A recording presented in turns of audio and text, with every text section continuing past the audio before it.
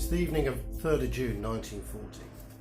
Bomber Command pilot Rupert Tiny Cooling, known as Tiny because he was 6'9", attends his squadron briefing. Their target, German positions on the outskirts of Dunkirk. "For God's sake," said Wing Commander McKee with uncharacteristic emotion, "make sure you drop your bombs over enemy occupied territory. Our troops have enough to cope with without the added burden of someone's misdirected aim. And keep well away from the channel. The Navy will fire at anything overhead. In present circumstances, who can blame them?" Later that night, having crossed the channel, Tiny looks at the scene below him.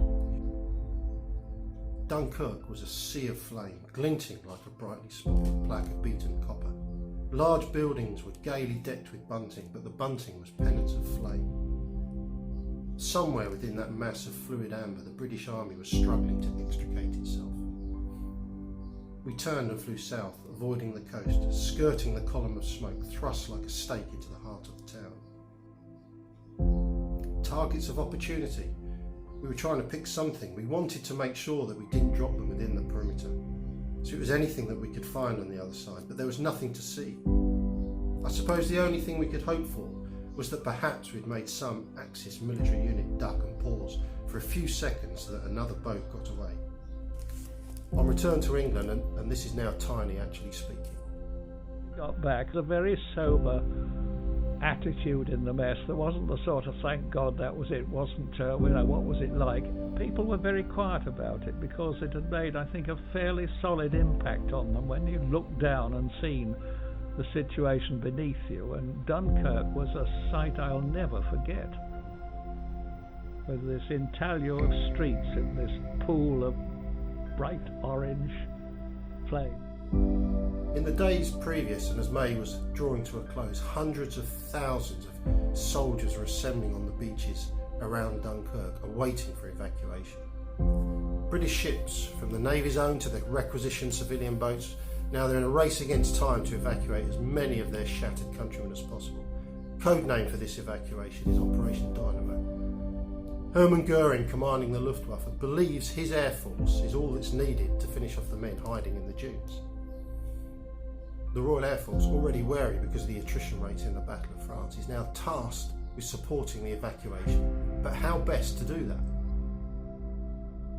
Coastal Command patrols the sea approaches. Bomber Command tries, as Tiny said, to make the Axis military units duck, but Fighter Command will bear the brunt of the air battle. Flying from bases in England, the RAF fighters expend fuel crossing the channel. Time over France is limited. But how best to marshal the Hurricanes, the Spitfires and the Defiance? Continuous patrols in small numbers, or less frequent patrols with more aircraft? For the soldier on the beach, the sight of an interception of an enemy bomber may boost morale. But the bomb will still be falling from the Dornier, Heinkel, Stuka on the beach. Best to patrol inland, try and intercept the bomber before it reaches Dunkirk, the shipping and the embarkation points. By the end of Dynamo, 338,000 soldiers have been rescued from the beaches around Dunkirk to fight another day. The Luftwaffe is mauled by the RAF, but it fails to eliminate the British soldiery trapped at Dunkirk at the cost to Fighter Command, order of 100 aircraft.